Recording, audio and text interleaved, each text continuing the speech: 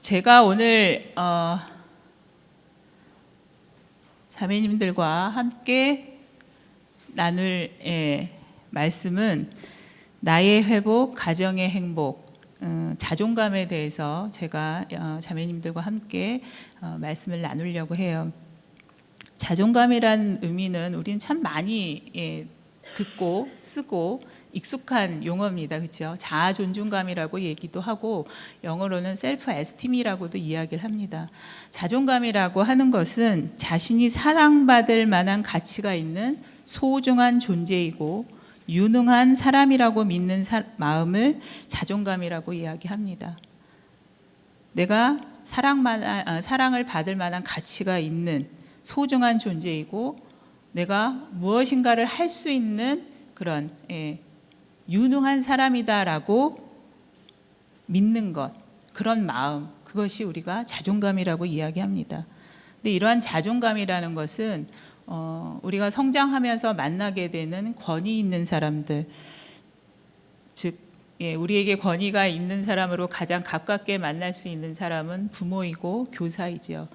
그들로부터 또는 친구로부터 또는 형제 자매로부터, 그러니까 나를 둘러싸고 있는 내가 성장하면서 만나게 되는 다양한 그 사람들로부터 받는 어떤 피드백, 그 안에는 인정도 있을 수 있고요, 존중도 있을 수 있고요.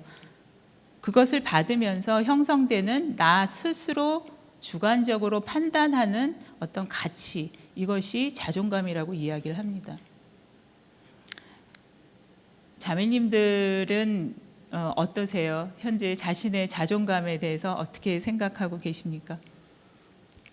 이 자존감이 어떻게 형성되는지 참 궁금하시죠? 지금 권위자로부터의 어떤 인정과 존중으로부터 받게 되는 어떤 존중과 인정으로부터 나 스스로가 어떤 사람인가에 대한 그 가치가 바로 자존감이라고 이야기를 했는데, 제가 오늘 이 시간 자매님들한테 에릭슨이라는 사람이 이야기한 이 8단계 발달 이론에 대해서 잠깐 말씀을 드리려고 해요.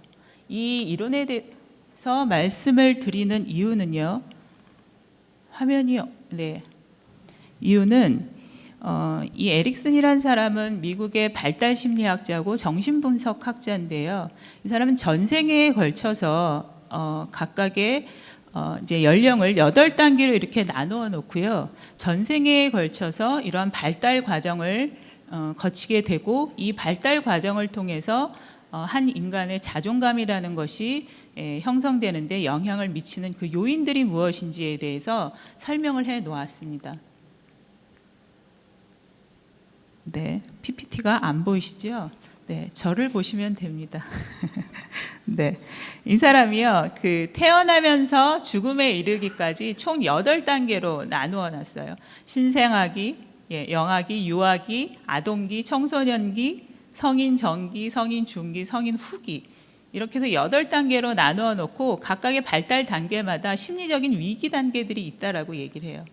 이 심리적인 위기라는 것은 그 사람이 연령에 따라 성장하면서 만나게 되는 사회적인 관계에 의해서 이런 심리적 위기를 극복할 수도, 또는 극복하지 못하고 어떤 부정적인 성향들을 가지게 된다라고 이야기를 하고 있습니다. 첫 번째 단계는요, 0세부터 2세까지의 0세부터 1세까지에 해당되는 그 연령에 있어서 주요한 사회적인 관계로 우리는 부모를 들 수 있죠. 그렇죠? 이 아이를 24시간 케어할 수 있는 부모, 주로 어머니이고, 어머니가 일을 하시게 되는 경우에는 뭐 할머니가 될 수도 있고요, 보모도 될 수 있고요. 24시간 이 아이를 둘러싸고 있는, 이 아이를 케어하는 그 사람이 중요한 사회적인 관계로 이 시기에 있는 아기에게 중요한 심리적인 위기를 경험할 수 있게 한다라고 이야기를 해요. 에릭슨이라는 사람은요, 발달 단계 이 8단계마다 각각의 연령에 따라서 나타나는 욕구와 그런 본능들이 있다라고 이야기를 해요. 0세부터 1세까지의 아이들에게 나타나는 본능과 욕구는 기본적인 생계와 관련된 먹고 자고, 그죠? 배설하고, 이런 것들, 기본적인 아주 생존과 관련된 이런 욕구들이 충족되기를 원합니다. 이때 중요하게 자기를 케어해주는 사람이 부모가 얼마나 일관적이고 얼마나 안정된 분위기에서 이 아이에게 이 아이가 보내는 이 시그널에 대해서 반응을 보이느냐, 그거에 따라서 이 아이는 처음 자기 자신이 아닌 타인을 믿게 된다라고 이야기를 해요. 그래서 첫 번째 단계에서 이 아이가 양육자로부터, 부모로부터의 그 양육을 통해서 믿음이라는 것, 신뢰라는 것을 형성한다라고 이야기를 해요. 근데 양육자의 기분에 따라서 비일관적이고 그리고 바로바로 이 아이의 욕구를 충족해주지 못했을 경우에는 이 아이는 타인에 대해서, 다른 사람에 대해서, 또 이 세상에 대해서 불신이라는 것을 형성할 수 있다라고 이야기를 합니다. 두 번째 단계에서는요, 2세 때인데요. 이 단계에서는 아이들에게 어떠한 특성들이 나냐면요, 이제 이 아이들이 걷기 시작하고 대소변을 가릴 수가 있게 되고, 그죠? 자유롭게 무엇인가를 할 수 있게 행동 반경이 이제 넓어집니다. 걸을 수 있으면서 무엇인가를 이게 자기 스스로 하려고 하는 그런 의지들이 생기게 돼요.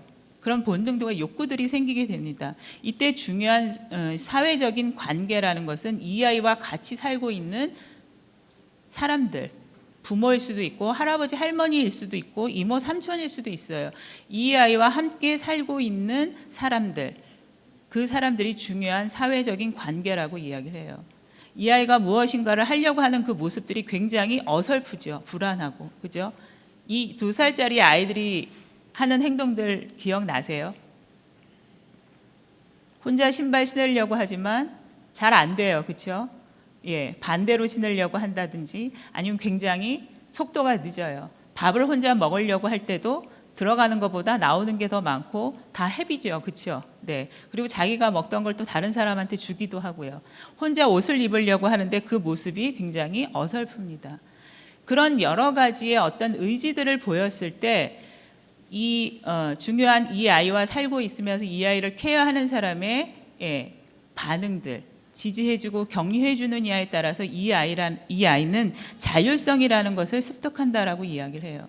그런데 그 어설프고 늦은 속도에 대해서 아이가 무슨 일을 하고자 하는 그런 의지를 보였을 때 어떤 강압에 의해서 그것을 저지하거나 또는 너무나 빠르게 재촉을 한다거나 그랬을 때 이 아이는 자신의 그 의지에 대해서 의심을 하게 되고 수치감을 갖는다고 이야기를 해요. 이것을 했을 때 나는 안 될 거야. 엄마 이거 해주세요 하고서는 2살짜리 아이인데 충분히 자기가 할 수 있음에도 불구하고 계속 쫓아다니면서 이거는 어떻게 해요? 이거 해주세요 라고 하는 아이들. 자신의 의지에 대해서, 자신의 어떤 하고자 하는 욕구에 대해서 의심을 가지고 수치심을 갖는 것이 바로 이 부정적인 이 시기에 아이들이 경험할 수 있는 거라고 이야기를 합니다. 그 다음 단계 그러니까 첫 번째 단계에서 신뢰감을 형성하고 타인에 대해서 신뢰감을 형성하고 자율성을 형성한 아이가 이제 유치원에 가게 되면 주도성이라는 것을 습득하게 된다라고 이야기를 하는데 이때 중요한 사회 심리적인 환경이 여기 가족이라고 되어 있는데요. 이 아이가 데이케어를 가든지 킨더가든을 가든지 이 아이를 돌볼 수 있는 선생님도 중요한 이 시기에 사회적 관계로서 이 아이의 주도성을 습득하는 데 영향을 준다라고 이야기를 해요.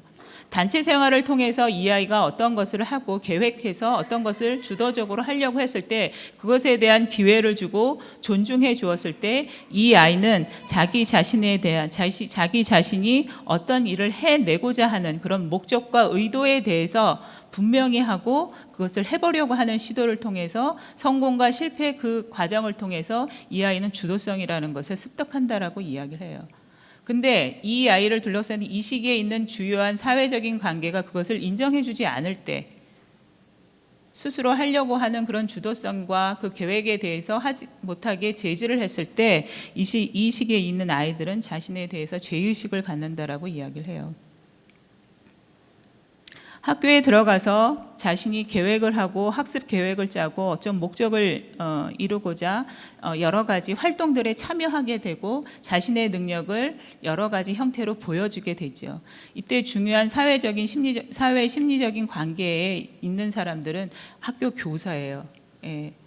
그래서 선생님이 그리고 이웃에 있는 사람들이 이 아이가 갖고 있는 작은 능력들 그리고 잠재력들 이런 것들을 발휘할 수 있는 기회를 주셨을 때 이 아이는 근면성이라는 것을 습득하게 되면서 나는 무엇인가 할 수 있는 사람이야, 하고 싶어 라는 그런 유능감을 가질 수 있다라고 이야기를 해요.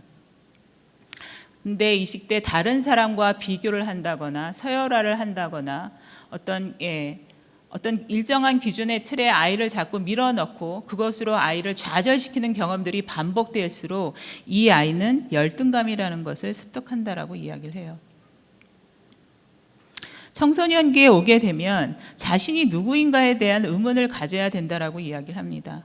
앞에서 신뢰감을 형성하고 자율성과 주도성과 근면성을 가지고 자신이 어떤 일을 할 수 있고 하고 싶고 하는 그런 긍정적인 경험을 한 아이는 앞으로 내가 어떤 사람으로 살아가야 될 것이고 어른이 되어서 무엇을 하고 싶다라는 그런 마음이 생긴다고 이야기를 해요. 중요한 사회 심리적인 환경에 있는 사람들은 또래 집단이고 교사이고 이 아이에게 모델이 될 수 있는 사람들이라고 이야기를 합니다. 자, 자아정체감이라는 말을 우리는 참 많이 들었어요. 자아정체감이라는 것은 나는 누구인가라는 그 답을 찾는 게 자아정체감이잖아요. 나라는 사람은요, 과거의 나고 현재의 나고 미래의 나, 과거와 현재와 나가 통합이 되어서 나는 어떤 사람이다라고 이야기할 수 있는 것, 이것이 자아정체감이라고 이야기를 해요. 과거에 나는 어떠한 사람이었고 나는 어떠한 경험들을 했고 어떠한 실패들을 했고 그래서 나는 현재 어떤 것을 잘할 수 있고 어떤 것을 하는 것이 두렵고 떨리고 잘 못하고 그래서 그걸 기반으로 해서 나는 앞으로 어떤 사람이 되기 위해서 이러한 부족한 점들, 잘하는 점들을 개발하고 열심을 해야 되겠다. 과거와 현재와 나가 통합이 되어서 나는 이런 사람이다라고 답을 할 수 있는 것. 물론 이것은 평생에 걸쳐서 우리가 찾는 답인데요. 청소년기에 이러한 답을 찾을 수 있도록, 탐색할 수 있도록 부모와 교사와 주변에 있는 모델링이 될 수 있는 중요한 멘토가 그러한 역할들을 해야 된다라고 이야기를 합니다. 성인이 되어서는요, 남녀노소 다양한 사람들을 만나게 되고 그리고 자신의 능력을 발휘할 수 있는 직업을 선택하게 됩니다. 이때 중요한 그러면서 배우자를 만나게 되고 이성과 동성 다양한 사람들을 만나게 되면서 친밀감이라는 것을 형성하게 돼요.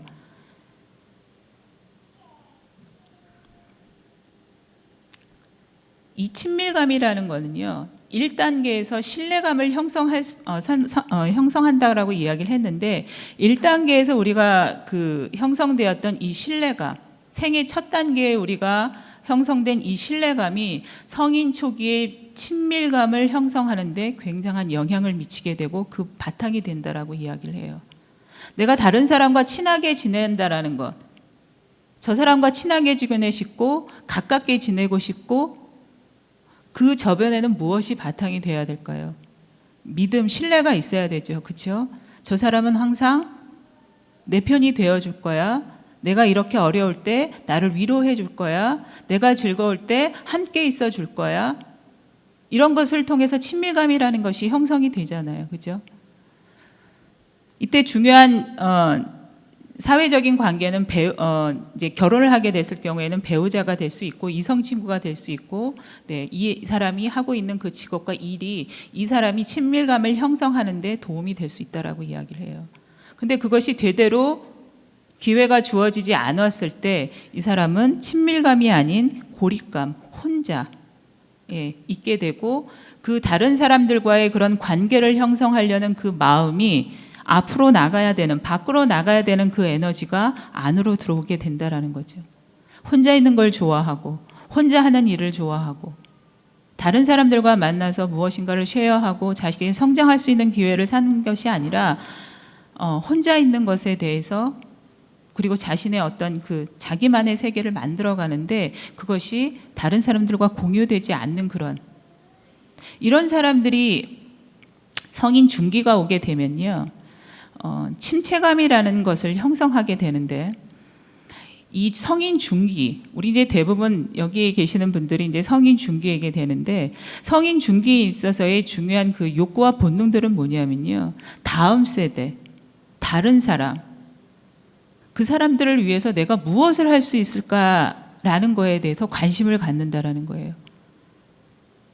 그랬을 때 중요한 사회 심리적인 환경은 배우자이고, 그 다음에 그 사람을 둘러싸고 그 사람이 속해 있는 그 공동체에서 그 사람과 관계에 있는 모든 사람들, 이 사람들이 이 생산성이라는 것을 형성해 나가는데 중요한 사회적인 관계로 영향을 미칠 수 있어요.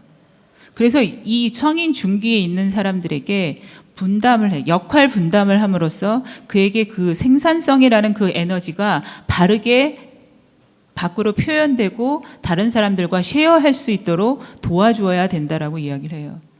우리가 교회 공동체에서 굉장히 다양한 사람들이 모여서 봉사를 하고 헌신을 하게 되죠. 젊은 사람들 뿐만 아니라 나이가 드신 분들도 오셔서 여러 가지 봉사와 헌신을 하실 수 있도록 그 기회를 주어야 된다라는 거예요. 보통 우리가 말을 하면서 실수하는 게, 나이 드셨으니까 좀 가만히 계시죠. 저희가 다 알아요. 네. 그 잔소리로 듣고 그것에 그 분이 발언할 수 있는 것이라든가 인발부할 수 있는 그 역할이라든가 이런 것들을 박탈했을 때, 그런 기회를 주지 않았을 때 그분의 그 밖으로 나가야 되는 그 에너지가 안으로 들어오게 된다라는 거예요. 그래서 나에 대해서 탐닉하고 몰두하고 침체되어서 결국은 사회가 인정하지 않는 다른 방향의 그런 몰두, 중독의 그런 모습들을 갖는다고 얘기해요. 성중독이라든지 알코올 중독이라든지 도박이라든지 이런 것들이 결국은 건강하게 내 안에 있는 에너지가 밖으로 표현되지 못해서, 그래서 그것이 다음 세대, 나의 자녀, 나의 배우자에게 그것이 제대로 전달되지 못하기 때문에 이것이 그 방향이 내 안으로 들어와서 내 안에 갇히게 되는, 그래서 침체감이라는 건강하지 않은 그런 성향들을 갖게 된다라고 이야기를 해요. 마지막으로 노년기가 되면요, 과거에 살아왔었던 이 삶들에 대해서 쭉 정리를 하고, 그리고 현재에 있는 삶, 그래서 남아있는 삶들을 통합해서 정리하는, 그래서 죽음에 대해서 생각하는, 앞에서부터 쭉 신뢰감과 자율성과 주도성과 근면성, 자아정체감, 그 발달 단계마다 긍정적인 경험을 하고 기회를 갖고 다른 사람들과 더불어 이 세상에서, 사회에서 참여할 수 있는 기회를 통해서 자신이 갖고 있는 능력과 잠재력을 표현하면서 살아왔었던 사람은 앞으로 남아있는 이 삶에 대해서, 그리고 앞으로 나에게 다가올 이 죽음에 대해서 담대하게 받는다라는 거죠. 죽음에 대해서 두렵지 않은 사람은 없어요. 하지만 우리는 크리스찬이고 하나님 안에서 우리는 그런 믿음을 가지고 이 죽음에 대해서, 하나님을 만나는 기쁜 일이다라고 이 죽음에 대해서 또 다르게 생각할 수 있지만, 평범한 사람들은 이 죽음에 대해서 생각했을 때 나에게는 오지 말았으면, 피해갈 수 있었으면, 나 혼자 이렇게 죽을 수 없고, 내가 지금 이 모양 이 꼴로 이렇게 산 것은 그때 그 사람을 잘못 만나서, 이 한많은 세상 등의 어떤 외부적인 상황과 그 사람과 그런 것들에 대해서 원인을 돌리고 절망하는 그런 그 특성들을 보인다고 이야기를 해요. 제가 이 발달 단계에 대해서 말씀을 드린 이유는, 앞에서 우리가 봤었던 심리적 위기에서 앞에 부분은 긍정적인 부분이고요, 뒤에 부분은 부정적인 성향들입니다. 우리가 살아오면서 지금까지 성인 초기든 성인 중기든 노년기든 앞에 여러 발달 단계를 통해서 많은 시간을 우리가 지금 지나와서 이 시간 이 자리에 지금 앉아 있어요. 그죠? 그동안에 그 많은 시간 우리가 만나고 경험했던 그런 상황 속에서 우리는 긍정적인 이런 성향들을 가질 때도 있었고 부정적인 성향들을 가질 때도 있었습니다. 이 이론에 근거해서 그 앞에 단계에서 우리가 극복하지 못했고, 우리가 위기에서 극복하지 못했고 건강한 자아를 갖지 못한 그것으로 인해서 내가 다른 사람을 원망하고 나 자신을 원망하고, 그래서 나 스스로 굉장히 능력이 없고 무능한 사람이다라고 생각하진 않았는지, 건강한 자존감을 변화시키기 위해서는요, 분명히 우리 안에는 부정적인 자아와 긍정적인 자아가 있습니다. 이 부정적인 자아가 나의 자아를 다 차지하고 있을 때 나는 건강하지 못한 자존감을 가지게 되는데, 이 건강한 자존감에서 변화시키고 내가 건강한 자존감을 갖기 위해서 하는 그 방법과 노력들은 무엇인가? 자기 자신에 대해서, 지금의 현재에 있는 그대로의 모습에 대해서 인식하고 인정하는 게 그게 가장 첫 번째 단계인 것 같습니다. 내가 과거에 어떤 경험을 가졌든, 어떠한 상처를 가졌던, 어떠한 아픔을 가졌던, 현재의 나는 나예요. 그죠? 예. 내가 이 상처와 아픔을 숨길 수는 없습니다. 이 숨겨서 포장해서 내가 이것을 극복할 수는 없는 거라고 생각을 해요. 나는 이런 사람이고, 내가 이러한 부모 밑에서, 이러한 상황에서, 이러한 고통과 아픔과 이런 부정적인 성향들을 갖고 있었던 사람이다. 그거부터 인정하고 인식하는 것서부터 이 변화의 첫 번째 단계인 것 같습니다. 이런 인식을 통해서 이런 자기가 가지고 있는 현재의 이러한 그 있는 그대로의 모습에 대해서 인식하고 인정하면서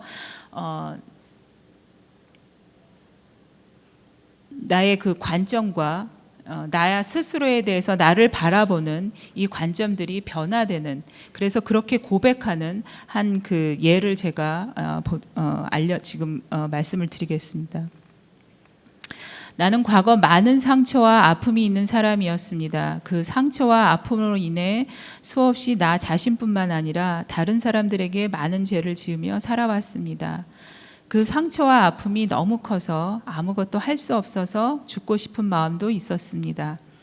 죄에서 벗어나고자 노력하고 결단하였으나 또다시 그 죄를 짓고 있는 내 자신이 너무나 싫었습니다. 하지만 이런 저에게 하나님은 자신의 가장 소중한 아들이신 예수 그리스도를 저에게 보내주셨습니다. 그분은 저희 죄 때문에 십자가에서 돌아가셨습니다. 그리고 부활하셨습니다. 예수 그리스도를 믿음으로 말미암아 저는 새로운 생명을 얻었습니다. 저보다 저를 더 사랑하시는 이러한 하나님의 사랑 때문에 저는 오늘도 감사하며 기뻐하며 기도하며 살아가고 있습니다. 이제는 더 이상 세상의 기준으로 누군가 나를 평가한다고 해도 흔들리지 않습니다. 나는 하나님의 기준으로 이 세상을 살아갈 수 있게 되었습니다. 나를 있는 그대로 사랑하시고 나를 믿어주시며 언제나 나를 선한 길로 인도하시는 하나님이 늘 곁에 계시기 때문입니다. 하나님은 나를 하나님의 형상으로 만드시고 나를 구속하셔서 그의 자녀로 삼으셨으며 나를 끝까지 포기하지 않으시는 분이시기 때문에 하나님의 말씀을 기준으로 삼아 하나님을 사랑하고 이웃을 사랑하는 사람으로 살아갈 것입니다. 이것은 저의 고백이기도 해요. 제가 4월 4주 동안 그 부모교육 세미나를 했습니다. 그래서 새롭게 또 새로운 분들을 만나고 또 제가 아이들을 어떻게 키워야 되고 부모로서 어떠한 역할들을 해야 되는지를 이제 쉐어하는 그런 자리가 있었는데, 그걸 쉐어하는 자리에서 어떤 한 분이 마지막 날 저한테 질문을 하셨어요. 교수님은 어떻게 해서 하나님을 만나시게 되셨습니까? 예, 그렇게 저한테 질문을 하셨어요. 예기치 않은 질문이었는데 그 질문에 답을 하면서 제가 다시 믿음을 확인하게 되었고 하나님의 자녀가 된 것이 얼마나 기쁜 일인지를 다시 깨닫는 그런 시간이었습니다. 궁금하세요? 제가 하나님을 어떻게 믿었는지.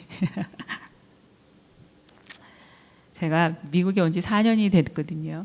처음에 왔을 때 남편을 따라서 왔습니다. 저도 한국에서 이제 일을 하고 있었고 풀타임 잡을 가지면서 아이들을 키우는 그런 뭐 한국에 있는 엄마들과 똑같은 그런 삶을 살았어요. 그러니 제가 제 일을 하면서 아이들을 케어하니까 눈썹이 휘날리도록 달려서 다녔습니다. 라이드는 뭐 그렇게 여기처럼 그렇게 많이 하지는 않았지만 어쨌든 아이들이 초등학생이어서 뭐 여러 가지 액티비티를 할 때마다 네, 데리고 다녀야 하고 그 와중에 또 제 일을 해야 되는, 그래서 굉장히 365일이 너무나 지치고 힘든 그런 시간들이었었어요. 그런 저보다 더 바쁜 남편이 있었어요. 남편은 뭐 너무너무 저보다 너무너무 더 바빴기 때문에 한 10배 정도 더 바빴었던 것 같아요. 바빴기 때문에 아이들 케어하고 뭐 아이들을 공부시키고 뭐 이러한 것들은 저의 몫이었었습니다. 그래서 일요일이 되면 가족 모두가 다 파김치가 되어가지고요. 교회를 나가는 일은 너무나 큰 행사였었어요. 너무나 지치고 힘들었기 때문에 교회를 나간다는 것은 마음은 있었지만, 그래서 원래 다니던 교회를 정리하고 집 앞에 있는 교회를 다니기로 했습니다. 조그만 그 개척교회인데 너무 지치니까 그냥 걸어서 언제든지 갈 수 있는 그런 교회에 가야 되겠다. 집 앞에 있는 교회로 옮겼음에도 불구하고 남편은 일어날 수가 없었어요. 일요일날 너무 지쳐가지고. 근데 그것이 그 30대 때 남편을 바라보고 제가 신앙생활하면서 가장 힘들었었던 부분이 바로 그거였었던 것 같습니다.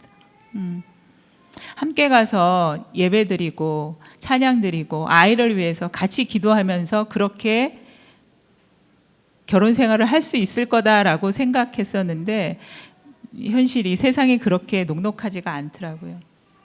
그래서 매일 뭐 지친 몸을 이끌고 아이들을 데리고 교회 가서 혼자 예배드리고, 그리고 새벽마다 그 힘듦에도 불구하고 새벽마다 일어나서 기도를 다녔었어요. 그 기도 제목은 하나님, 저희가 가족이 함께 나와서 기도할 수 있게 해주세요. 남편이 너무 지친데 저 일을 조금 줄여주십시오. 그래서 함께 좀 예배드리고 함께 아이들과 기도하고 그런 가정을 저는 꿈을 꿉니다. 안 들어주시더라고요. 굉장히 오랜 시간을 기도를 했었어요. 오늘은 들어주실 거야. 나의 이 기도가 하나님이 기뻐하시는 기도니까는 하나님이 들어주실 거야. 계속 그게 1년이 되고 2년이 되고 3년이 되고 많은 시간이 지났음에도 불구하고 안 들어주시더라고요. 참 많이 지쳐 있을 때 그 교회의 목사님과 사모님이 저를 위해서 이제 기도해 주시기 시작하셨어요. 그러면서 분명히 하나님께서 응답하실 거다라고 이야기를 하셨어요. 그러기를 수년이 지나고 나서 2009년도에 여기 이제 시애틀로 남편과 아이들과 함께 이제 안식년을 오게 됐어요. 제가 형제교회에 이제 소개를 받고 와서 예배를 드리는데 참 첫 예배를 잊을 수가 없어요. 그렇게 눈물이 나는 거예요. 하나님, 이 기도를 이제서야 들어주시는군요. 그 목사님 말씀이 맞았군요. 하나님, 저의 기도를 들어주시고 응답해 주시는 하나님 너무너무 감사합니다 하면서 형제교회 그 처음 와서 오픈 예배 이 형식이 굉장히 저한테는 낯설고 저한테 맞지 않은 옷이어서 굉장히 어색했었는데, 전혀 그런 것이 들어오는 것이 아니라 찬양을 하고 기도를 하고 말씀을 듣는데 이렇게 4명이서 쪼로록 앉아서 하나님께 이렇게 말씀을 듣고 예배를 드리는데 그냥 하염없이 눈물을 흘렸어요. 그랬더니 남편이 옆에 툭툭 치면서 너 맞고 사는 줄 알겠다 집에서 울지 좀 말아라 그러더라고요. 근데 뭐 그러든지 말든지 뭐 감사하고 너무 기뻐서 울었어요. 그리고 나서 이제 안식년을 와서 여기 와서 이제 지내는데 여기서의 삶들을 다 아시죠, 그렇죠? 네, 빨리 어두워지고 여름엔 좀 그래도 낮이 긴데 가을 후반서부터 시작해서 빨리 어두워지고 비가 많이 오고 밖에 나가도 할 일이 없다라는 거. 그리고 저는 되게 열심히 일을 했었던 사람이기 때문에 잠시도 가만히 있으면 죄를 짓는 것 같고 이렇게 살면 안 되는 것 같고 뭔가 지금 내가 해서는 안 된 일을 하고 있는 것 같은 거예요. 그런데 제가 여기 와서 뭘 하겠습니까? 그렇죠? 1년 동안 뭐 쉬러 왔다는데 쉬는 것도 한두 달이고 자는 것도 한두 달이지 나중엔 잠도 안 오더라고요. 그래서 제가 이제 생각한 게 형제교회 와서 사람들이 예배하는 모습들을 보면 참 이상할 만큼 굉장히 뜨거웠어요. 제가 느끼기에는. 저 사람들이 왜 찬양하면서 손을 드는 거지? 저 사람들이 왜 저렇게 열심히 교회에 와서 봉사하는 거지? 나도 하나님을 한국에서 믿었다고 이야기를 하는데 도대체 저들이 갖고 있는 하나님에 대한 생각과 내가 갖고 있는 하나님의 생각의 그 뜨거움의 열정의 정도가 다른 것 같은 거예요. 굉장히 궁금하더라고요. 저게 뭘까? 그래서 성경을 읽기 시작했어요. 도대체 하나님 어떤 분이실까? 내가 알고 있는 하나님이 전부는 아닌가 보다. 그러니까 저 사람들이 하고 나의 행동이 저렇게 다른 건 아닐까? 그래서 성경을 읽고 밤에 혼자 이제 거실에 앉아서 찬양을 듣고 기도하는 그런 시간들을 갖게 됐어요. 그래서 그러는 과정에 순모임의 배정을 받고 큐티방에 우연히 또 가게 되고 수요 여성 예배에 오게 되고 또 교회에 봉사할 수 있는 그런 시간들을 또 허락하시더라고요. 교육학을 전공을 했습니다. 저는 한국에서 세부전공 교육심리학을 했는데요. 여기에 와서 기독교 상담학을 다시 공부를 했어요. 예. 그 많은 시간 어떤 일을 하면서 보내야 될까? 어차피 시간은 가는 거고, 그래서 이제 선택한 것이 기독교 상담학이고 제가 공부했었던 것과 뭐 크게 다르지 않는데 어쨌든 성경에 근거해서 상담을 하고 교육을 한다라는 것은 도대체 어떻게 다른 건가? 내가 공부한 것과 어떻게 다른 건가? 그것도 궁금했었어요. 그리고 오늘 제가 이 설교는 아니고 저희 이제 그 신앙 고백, 믿음에 대해서 이제 자매님들과 같이 나누기 위해서 목사님께서 저한테 얘기해 주셨는데 그러고 나서 며칠 지나자마자 이제 교통사고가 났어요. 제가 지금 이렇게 기대고 있죠. 제가 이렇게 똑바로 서야 되는데 왜 이렇게 기대고 있냐면요. 교통사고가 났는데 뒤에 와서 받았어요. 차가. 이렇게 제가 서 있는데 전혀 이 교통사고 날 상황이 아니었는데 그냥 달려와서 박더라고요. 허리하고 어깨하고 지금 몹시 뭐 한 3, 4개월 치료를 받아야 된대요. 딱 부딪히고 나서 그때 순간 무슨 생각이 들었냐면 하나님 설교 어떻게 해요? 이거 하지 말까요? 이거 하지 말라는 하나님의 사인인가요? 어떻게 해야 돼요? 참 많이 힘들었어요. 예기치 않은 사고로 인해서 몸이 이렇게 힘들고 나니까요. 그 전에 내가 가졌던 하나님에 대한 믿음, 나는 건강한 자아를 갖고 있는 사람이야, 나는 자존감이 참 강한 사람이야, 건강한 사람이야. 아니요. 한순간에 무너졌어요. 하나님 안 하면 안 될까요? 하나님 날짜 연기할까요? 저한테 왜 이러십니까? 하나님 한 분이면 된다라고 얘기했는데 왜 그러세요, 하나님? 저에게 이 일을 통해 또 무엇을 가르쳐 주시려고 하세요?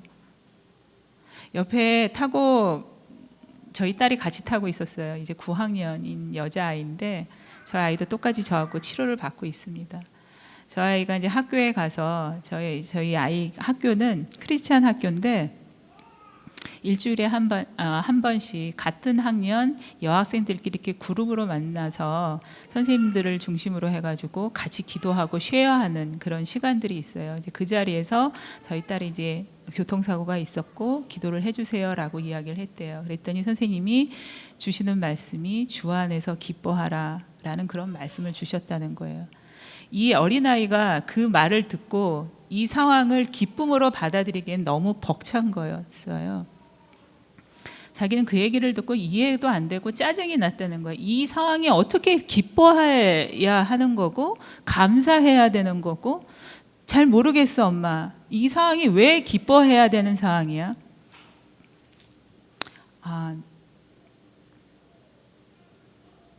진짜 이 상황이 왜 기뻐해야 되는 걸까? 이 상황을 어떻게 생각해야 될까 하는 생각이 들더라고요. 그래서 그때서부터 이 상황이 왜 나에게 기쁨으로 받아들여야 되는지에 대해서 생각을 해보고 적어봤어요.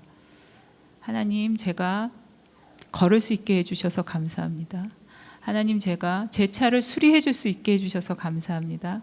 하나님, 제가 병원에서 치료받을 수 있게 해주셔서 감사합니다. 3개월이 지나고 나면 하나님 제가 다시 건강해질 수 있다고 해주셔서 감사합니다. 저희 아이가 학교에 다니면서 하나님 다시 학교에 다닐 수 있게 해주셔서 감사합니다.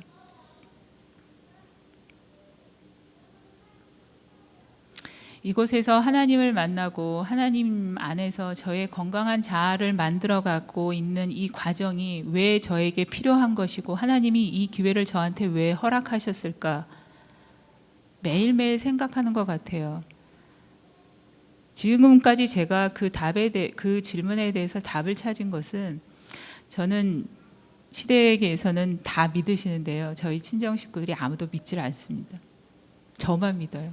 아직도 제사를 지내시고, 네, 교회를 안 다니세요. 하나님이 계시다는 건 알지만 하나님을 모르세요. 여기서 제가 이렇게 연단되고 믿음 생활을 착실하게 지금 훈련받고 있는 것은 한국에 있는 저희 가족들에게 복음을 전하게 하기 위한 하나의 제가 지금 하나님께 지금 훈련받고 있는 기간이다라는 생각을 가졌어요. 저희 오빠가 정형외과 병원을 하고 있습니다. 제가 이곳에서 매일 기도를 할 때 하나님, 저희 오빠가 하나님을 만날 수 있게 해주세요. 그래서 하나님 안에서 치유되고 회복될 수 있게 해주세요. 그 기도를 할 때마다 매일 눈물이 나더라고요. 왜 그런지 모르겠어요. 아파서 이번에 이 사고를 통해 전 한국에 가서도 또 치료를 받아야 됩니다. 그래서 오빠를 이제 만나야 해요. 제가 이 사고가 없고 아프지 않았으면 오빠를 한 번 정도 만나고 들어왔을 거예요. 미국에. 그런데 그 병원에 가서 치료를 받기 위해서 오빠를 만나고 오빠와 만나는 시간들이 허락되면서 오빠에게 복음을 전해야 되겠다라는 그런 마음이 들었어요. 하나님 감사합니다. 이렇게 또 오빠와 만나게 하시는군요. 하나님, 제가 오빠를 위해서 기도를 했지만 또 한국이라는 현실에 가서는 하나님 또 제가 이 핑계 대고 저 핑계 대고 도망 다닐 거를 아셨군요. 하나님 만나게 해주셔서 감사합니다. 6월에 한국을 들어갔다가 한 달 반 정도 있다가 들어오는데요. 저는 굉장히 기대가 됩니다. 오빠뿐만 아니라 저희 부모님들, 형제들에게 하나님을 전하고 예수 그리스도를 믿음으로 하나님께 갈 수 있다라는 그 복음을, 그래서 그것이 얼마나 기쁜 일이고 감사한 일이고 은혜로운 일인 것인지를 제가 여기서 체험했었던 것들을 이제 저희 가족들에게 자신 있게 이야기할 수 있을 것 같아요. 저의 이 마음이 어떻게 생겼을까? 이런 담대함과 이런 강한 믿음이 어떻게 생겼을까? 하나님께서 나를 사랑하셔서 하나님이 정말 아끼시는 사랑하시는 그의 아들 예수 그리스도를 저를 위해 이 땅에 보내시고 저의 죄로 인해서 예수 그리스도가 십자가에 못 박혀 죽으시고 그것으로 인해 저의 죄가 사해지고 저는 새로운 생명을 얻었고, 그래서 저는 이제 과거의 죄가 아니라 새로운 삶을 가지고 새로운 생명을 가지고 새롭게 담대하게 이 세상에 나가서 하나님의 이 크신 사랑을 전할 수 있는 그런 사람이 될 수 있었어요. 우리가 그 TV를 통해서 또는 인터넷을 통해서 다양한 사건과 사고들을 봅니다. 유영철이라는 사람, 신창원이라는 사람, 그죠? 다양한 사람들을 만나요. 그 사람을 위해서, 그 한 사람을 위해서 정말 울고 기도하고 온 헌신을 다해서 기도하는 단 한 명의 사람이 있었다면 과연 그 사람들이 그 끔찍한 일들을 저질렀을까 하는 생각을 해봅니다. 저는 저를 포기할지 모르지만 하나님은 저를 절대 포기하지 않으세요. 끝까지 포기하지 않으세요. 저는 그걸 믿습니다. 그걸 믿기 때문에 저에게 허락하신 남편과 아이들, 또 저를 만나는 공동체에서든 학교에서든 다양한 형태로 그 만나는 사람들에 대해서 포기할 수가 없어요. 하나님, 제가 제 생명이 있는 한 그들을 위해서 열심히 중보하는 사람이 되겠습니다. 지내면서 저랑 맞지 않은 사람들이 있어요. 참 다른 생각을 하는 사람들이 있어서 불편할 때도 참 많습니다. 어느 목사님이 그러시더라고요.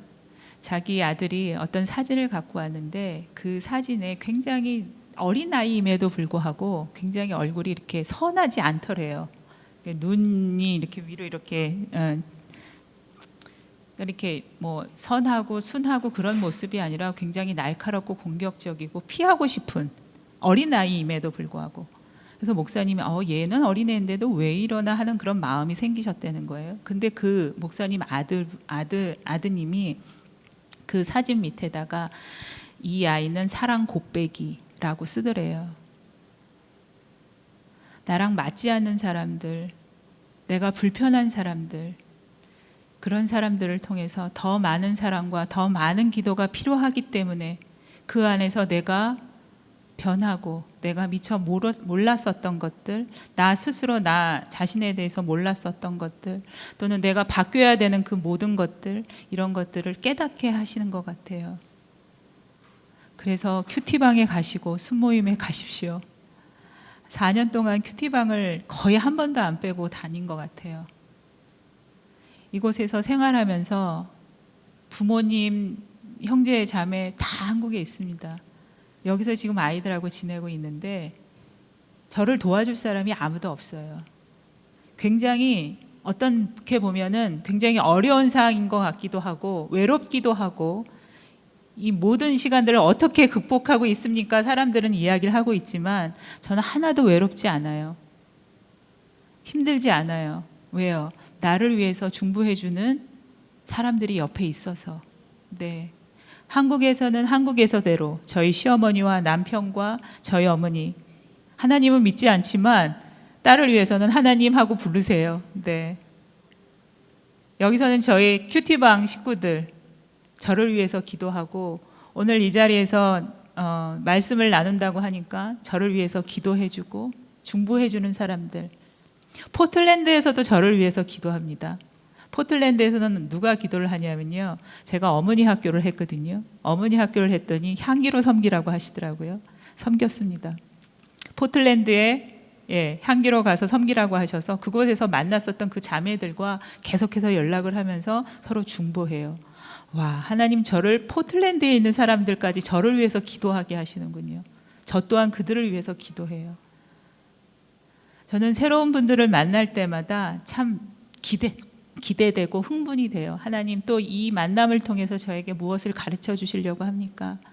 저의 부족하고 제가 아직 깨닫지 못했었던 이 저의 자신에 대해서 무엇을 가르쳐 주시려고 합니까? 그리고 하나님 새로운 또 중보 기도자를 보내주시는군요. 또 제가 그 사람의 중보자가 되겠습니다. 이 모든 것이 하나님이 저를 사랑해 주셨기 때문에 이런 마음이 생기는 것이고 이런 믿음이 생기는 것 같습니다. 여러 가지 준비들 참 많이 했어요. 오늘 말씀드릴 일이 되게 많다. 건강한 자아를 가지고 자존감을 가지고 가정에서 내가 먼저 회복이 되어서 나에게 허락하신 배우자와 아이들을 위해서 중보하는 사람이 되어야지. 그러기 위해서 남편을 섬기고 남편에게 순종하고 아이들을 있는 그대로 받아들이고, 그래서 그들과 함께 이 세상을 살아가는 사람들이 돼야지. 가족은요, 저는요 중보 기도팀 같아요. 이 세상 살아가면서 서로가 서로를 위해 기도하라고 맺어주신 중보 기도팀 같아요. 내가 하나님과 건강하게 그 관계를 맺었을 때 내가 남편과 하나님, 남편과 아이들이 건강한 관계를 맺을 수 있도록 중보할 수 있고, 그들 또한 내가 하나님과 건강한 관계를 맺을 수 있도록 또 그렇게 중보해주는, 그래서 이 세상 살아가면서 서로 중보해주고 의지하고 사랑하며 살라고 만나게 하신 것, 그 인연을 허락하신 게 가족인 것 같습니다. 남편과 지내시기 힘드시죠? 참 맞지 않죠? 그죠? 예. 결혼을 준비하고 있는 이제 청년들이라든지 청소년 아이들이라든지 이 사람들에게 이제 이야기를 할 때, 아이들에게 이야기할 때 지금 현재 그 이성에 대해서 그 떨림, 조음, 그게 계속 유지되고 싶어 하잖아요. 그죠? 근데 우리가 결혼을 생각할 때요. 결혼을 생각하면서 배우자를 생각할 때는 현재의 그 모습만을 사랑하는 거 아니죠. 그죠? 우리 자신에게도 과거에 나가 있고 현재에 나가 있고 미래에 내가 있듯이 배우자도 마찬가지로 과거의 남편, 현재의 남편, 미래의 남편이 있습니다. 아버지 역할, 남편의 역할을 하면서 아직 경험해 보지 못했기 때문에, 그리고 연습해 보지 못했기 때문에, 그리고 그런 환경에 노출되어 있지 않았었기 때문에 아버지의 역할을, 남편의 역할을 어떻게 해야 될지 모르는 사람들이 더 많아요. 우리 어머니들도 마찬가지입니다. 그렇기 때문에 이 남편들이 가정에서 남편으로서 아버지의 역할을 할 수 있도록 옆에서 도와주는 그런 역할들을 하셔야 해요. 그죠? 순종할 구석이 있어야지 순종을 하고, 존경할 구석이 있어야지 존경하지. 남편들을 바라볼 때 우리가 대부분 하는 이야기들이 그렇습니다. 근데요, 존경할 수 있는 남편이 될 수 있도록, 순종할 수 있는 남편이 될 수 있도록, 그런 제사장으로서의 그런 남편이 될 수 있도록 그렇게 도와주셔야 되는 것이 우리의 역할인 것 같습니다.